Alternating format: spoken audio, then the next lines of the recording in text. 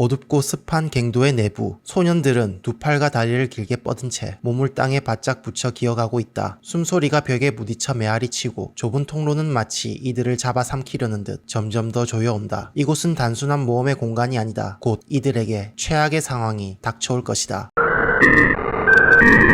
2002년 미국 아칸소주 화이트 카운티 작은 마을 티다 근처, 여기에는 이미 150년 전 남북 전쟁 시기에 사용되던 납광산 하나가 있었다. 이 광산은 지하로 약 250피트, 즉 76m까지 이어지며 너비는 보통 60cm에서 1m 남짓. 성인이 똑바로 서기는커녕 대부분은 허리를 숙이거나 몸을 땅에 붙이고 기어야만 했다. 벽과 천장은 단단한 안반보다는 풍화된 흙과 자갈이 섞인 지반으로 이루어져 있었고, 오랜 세월 동안 목재 지지대는 모두 썩어 사라졌다. 전문가들에 따르면 이런 형태의 광산은 상부 붕괴 가능성이 평균적으로 40% 이상 높으며, 특히 비가 내린 뒤에는 흙더미가 쉽게 무너져 내린다. 입구에서 20m 정도는 비교적 안정적이지만 안쪽으로 갈수록 통로는 심하게 구불구불해지고 높낮이가 달라진다. 어떤 구간은 폭 40cm도 채 되지 않아 사람 몸이 통째로 끼일 수 있는 크기다. 이곳에 3명의 소년들이 서 있다. 11살 데이비드 포스터, 9살 자커리 포스터, 그리고 19살 이들의 사촌형 제프리 포스터. 세 사람 모두 이 지역에서 자란 아이들이었다. 평범한 하루, 그러나 이들의 호기심은 곧 돌이킬 수 없는 길로 이끌게 된다. 언제라도 무너져도 이상하지 않은 곳, 그러나 이 소년들의 눈에는 이곳이 곧 보물의 통로였던 것이다. 겉보기에 평범한 숲속 굴처럼 보였지만 안으로 한 걸음만 더 들어가면 이곳은 곧 위험과 죽음의 함정이 될 수 있는 장소. 그러나 이 사실은 당시 세 소년의 눈에는 전혀 보이지 않았다. 이들은 광산의 초입으로 향한다. 좁고 어두운 공간에 발을 들일 때마다 알 수 없는 불안감이 엄습한다. 통계적으로 벌어진 광산 사고의 60% 이상이 붕괴와 질식으로 이어진다는 사실은 그들은 알지 못했다. 만약 알았다면 그날 발걸음을 멈췄을지도 모른다. 하지만 미지의 세계가 열려있다는 기대감, 그리고 반짝이는 금가루의 환상은 그 어떤 공포보다 강력했다. 불안은 금세 잊혀진다. 그들의 여정은 이렇게 시작된다. 그리고 이 선택은 곧 되돌릴 수 없는 결과를 불러오게 된다. 소년들은 광산의 입구를 지나 서서히 더 깊은 곳으로 들어간다. 초반부는 허리를 굽히면 걸어갈 수 있었지만 20m를 지나자 상황은 달라졌다. 통로는 갑자기 낮아지고 바닥은 불규칙한 돌과 진흙으로 가득 차 있다. 30m 지점에서는 통로가 두 갈래로 나뉜다. 왼쪽은 완만했지만 막다른 벽으로 이어졌고, 오른쪽은 어둠 속으로 길게 이어지는 듯 보인다. 그 길의 입구는 폭 40cm 남짓, 사람이 몸을 옆으로 틀어야만 겨우 들어갈 수 있는 크랙이다. 데이비드는 기억을 더듬는다. 며칠 전 친구들과 이곳을 탐험했을 때 바로 이 오른쪽 틈새를 통해 더 깊은 곳으로 나아갔던 것이다. 그곳에서 그는 반짝이는 가루가 묻어 나왔던 일을 떠올렸고, 다시 한번 그 기억이 길을 결정하게 만들었다. 소년들은 결국 더 험난하고 위험해 보이는 오른쪽 길로 몸을 밀어 넣었다. 그리고 어둠은 그들을 더욱 깊은 미로 속으로 끌어들였다. 이 구간은 특히 지반이 약하다. 벽면에서는 흙가루가 서서히 흘러내리고 있고, 작은 돌덩이들이 발끝을 스칠 때마다 굴러내린다. 상부를 떠받치던 흔적은 오래전에 사라져 지금은 무게를 버틸 구조물이 아무것도 남아있지 않았다. 지질학자들에 따르면 흙과 작은 암석으로 이루어진 천장이 무너질 경우 불과 1세제곱미터의 토사만으로도 약 1.5톤의 무게가 떨어질 수 있다고 한다. 이는 승용차 한 대가 그대로 사람 위에 쏟아지는 것과 같다. 이 좁은 통로에서 그런 붕괴가 일어난다면 살아남을 가능성은 거의 없다. 아이들은 이런 사실을 알지 못했다. 그러나 몸으로 느낄 수 있었다. 머리 위에서 사락거리는 소리, 벽을 타고 내려오는 미세한 흙가루, 한 걸음 움직일 때마다 흔들리는 바닥, 그 모든 것이 곧 이곳이 언제라도 무너져 내릴 수 있다는 불길한 신호였다. 그럼에도 불구하고 소년들은 앞으로 나아간다. 그들의 발걸음은 이미 되돌릴 수 없는 지점으로 나아가고 있다. 그들은 팔과 다리를 최대한 몸에 붙이고 숨을 고르며 한 뼘 한 뼘 전진한다. 손전등 하나가 어둠을 가르며 깜빡이고, 그 빛은 흙벽을 부딪혀 다시 돌아온다. 제프리가 작은 삽을 손에 쥐고 앞장선다. 이 삽은 원래 보물을 캐기 위한 도구였지만 어쩌면 불안정한 흙을 건드릴 위험한 무기가 될지도 모른다. 갑자기 그는 몸을 멈춘다. 통로 끝이 더 이상 이어지지 않고 눈앞에는 흙과 돌이 가득 쌓여 있었다. 이곳은 사실상 막다른 길이었다. 좁은 틈새 속에서의 정적은 더 크게 다가왔다. 숨소리와 심장박동만이 어둠 속을 메우고 있다.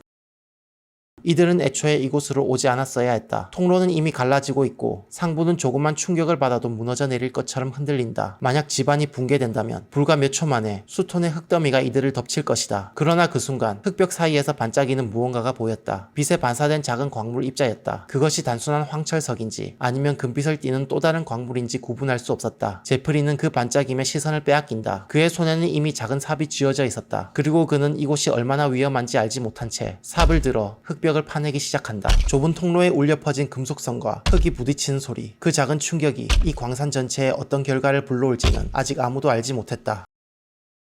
좁은 통로 안 제프리의 무모한 행동이 계속된다. 금속날이 흙벽에 부딪힐 때마다 작은 진동이 통로 전체로 퍼져나간다. 흙가루가 머리 위에서 조금씩 떨어졌고 공기 중에는 흙먼지가 가득 차 숨쉬기가 점점 더 어려워진다. 이런 붕괴 구간은 단 1회의 강한 충격에도 구조적 균형이 무너질 수 있다. 특히 이 광산처럼 이미 수십 년 동안 방치된 곳이라면 그 가능성은 더욱 높다. 소년들은 움직이지 않은 채 숨을 죽였다. 그러나 삽이 벽을 칠 때마다 쿵 하고 울리는 소리가 통로 깊숙이 메아리 쳤다. 그 작은 충격은 이곳을 지탱하던 마지막 균형을 흔들고 있었다. 그러나 삽이 벽을 칠 때마다 쿵 하고 울리는 소리가 통로 깊숙이 메아리 쳤다. 그 작은 충격은 이곳을 지탱하던 마지막 균형을 흔들고 있었다. 그때 뒤쪽 통로에서 천장이 갈라지는 소리와 함께 흙과 돌이 한꺼번에 무너져 내린다. 순식간에 통로는 흙더미로 가득 차 출구로 이어지던 길은 완전히 막혔다. 다행히 무너진 것은 바로 머리 위가 아니었기에 아이들은 즉시 깔리진 않았지만 그들은 이제 앞뒤가 막힌 폐쇄된 공간에 갇히고 만 것이다. 좁은 틈새에서 몸을 돌릴 수도 없다. 흙더미를 파내려 하면 추가 붕괴가 이어질 수 있었다. 통신 장비도 없어 구조 요청을 보낼 방법은 전혀 없었다. 아이들은 단지 서로의 숨소리와 무너져 내린 흙더미에서 흘러나오는 사각거림을 들을 뿐이었다. 앞으로 나아갈 수도 뒤로 돌아갈 수도 없는 절망적인 상황. 이제 이들에게 남은 것은 단 2가지 선택뿐이었다. 스스로 탈출을 시도할 것인가 아니면 누군가 자신들을 찾아와 주기를 기다릴 것인가.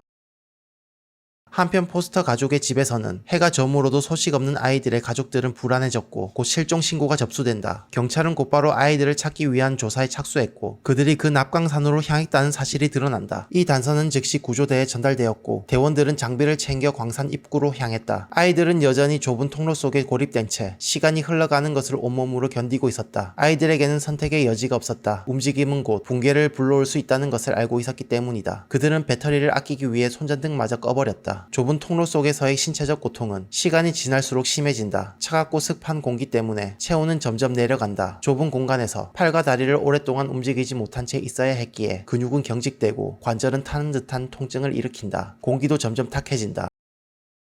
광산 입구에 구조대가 도착한다. 좁고 불안정한 통로 때문에 중장비는 투입할 수 없다. 굴착기를 억지로 집어넣는다면 추가 붕괴를 불러올 가능성이 너무 크다. 그래서 구조대는 단순한 도구들을 선택한다. 삽, 양동이, 그리고 맨손. 그것이 아이들을 구할 수 있는 유일한 방법이다. 구조대는 통로 안으로 몸을 낮추고 들어간다. 몇십 미터를 기어 들어간 끝에 흙더미로 막힌 좁은 구간을 발견했다. 그들은 아이들을 향해 소리친다. 대답 대신 어둠 속에서 뭔가 두드리는 희미한 소리가 들려왔다. 아이들이 살아있다는 신호였다. 곧 구조 작업이 시작된다. 조심스럽게 흙더미를 파내며 조금씩 공간을 확보한다. 그러나 흙을 조금만 파내도 위쪽에서 흙가루가 연달아 떨어졌다. 집안은 이미 한계에 다다른 상태였다. 대원들은 한 삽 한 삽 움직일 때마다 서로의 눈빛을 주고받으며 무너질 위험을 경계했다. 시간은 흐르고 공기마저 점점 탁해진다. 공간이 확보되고 가장 후미에 있던 자커리가 보인다. 구조대는 조심스럽게 자커리를 먼저 통로에서 빼내기 시작한다. 그 순간까지도 흙더미는 계속 살아거렸고 언제 또다시 무너져 내릴지 알 수 없다. 시간과의 싸움 속 이들은 구조대의 손길로 좁은 통로를 조금씩 빠져나오고 있었다. 구조 후 아이들의 몸은 젖어 있었고 탈수 증세도 나타났다. 곧바로 구급차에 실려 병원으로 이송되었고 치료를 받은 뒤 빠른 시일 내에 태어날 수 있었다. 이 이야기는 미국 동굴사고 보고서에 게재된 2002년 4월 8일 미국 아칸소주 티닥 인근에 버려진 낙광산에서 발생한 사건을 바탕으로 하고 있다. 버려진 광산의 취약한 집안 그리고 확인되지 않은 전설을 좇은 호기심이 만들어낸 무모함의 결과였던 것이다. 다시 어둡고 좁은 통로 속 어느 한 사람이 몸을 웅크려 기어 들어간다. 그의 팔에 흙먼지가 묻어 반짝였다. 이내 그는 홀린 듯 작은 삽을 들어 벽을 내리친다. 쿵 하는 소리가 울려 퍼진다. 그리고 그 이후에 어떤 일이 벌어졌는지는